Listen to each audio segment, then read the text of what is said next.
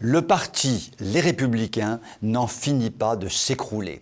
De traîtrise en traîtrise, de contradiction en contradiction, de mensonge en mensonge, d'invraisemblance en invraisemblance, ce parti nous a tout fait depuis des années et en a payé durement le prix au moment des présidentielles, puisque sa championne, l'inénarrable Valérie Pécresse, a réalisé le score foudroyant que nous lui connaissons, un bon gros 4%. Ce parti moribond a-t-il encore un avenir? Oui, apparemment. Il possède un nombre d'élus non négligeable au Sénat, à l'Assemblée nationale, en région, et certains de ses cadres et dirigeants sont objectivement de qualité, comme par exemple un Laurent Wauquiez. Cela dit, la trahison et le retournement de veste font tellement partie de son ADN que l'on peut légitimement se demander s'il ne serait pas préférable qu'il meure une bonne fois pour toutes. Lorsque l'on regarde par exemple ce qui s'est passé à l'Assemblée nationale concernant l'élection du tout-puissant président de la Commission des finances, l'on ne peut qu'être atterré par la position du parti Les Républicains. Le Rassemblement national proposait un candidat très sérieux, de grande envergure, qui devait légitimement présider cette commission, puisque le RN est le premier parti d'opposition. Mais Charles de Courson, LR jusqu'au bout des ongles, s'est débrouillé pour faire élire Coquerel, le grand mélenchoniste devant l'éternel, peut-être tripatouilleur impénitent de la gente féminine, représentant le parti LFI, dont le programme économique mettrait la France à genoux s'il était appliqué.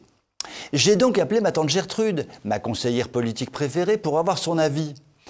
Mon petit gars, qu'elle m'a dit la tata, c'est quand même bizarre que tu sois stupide à ce point. Mais tout est clair, tout est limpide. Une partie des Républicains a une devise simple, participer au pouvoir à n'importe quel prix. Les LR savent parfaitement que le programme du Rassemblement national correspond à celui du RPR d'autrefois, et que le Rassemblement national est parfaitement fréquentable. Mais ils savent parfaitement qu'il faut continuer de présenter le Rassemblement national comme un parti extrême, à connotation fascisante.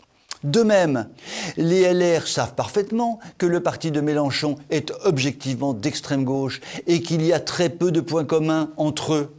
Mais les LR savent aussi parfaitement qu'il y a plus à gagner du côté des mélenchonistes, parfaitement acceptés par la classe politique, plutôt que du côté du Rassemblement national, parfaitement ostracisé par la même classe politique. Donc, mon petit gars, il faut que ta cervelle de moineau comprenne une bonne fois pour toutes que les Républicains donneront des gages du côté gauche pour grappiller des miettes de pouvoir. Je te quitte, car ma soupe à la sauterelle verte est en train de refroidir. Et elle a raccroché sèchement, oubliant évidemment de me dire au revoir. Celle-là, un jour, je vais me la cogner. Cela dit, la tata n'a pas tort. Les Républicains restent pour le moment une malédiction française qui a démarré avec Chirac. S'ils meurent, j'assisterai à leur enterrement avec une coupe de champagne à la main. Je vous souhaite une très bonne soirée.